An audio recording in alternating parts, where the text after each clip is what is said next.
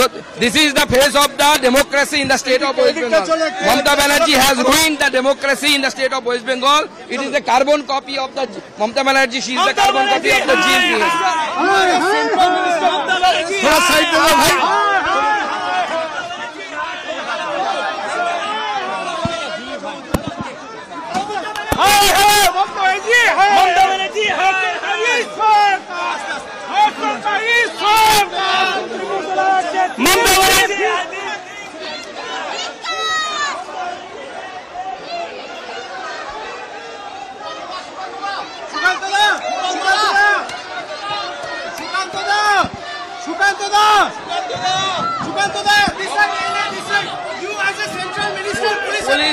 Police has arrested me and other workers also.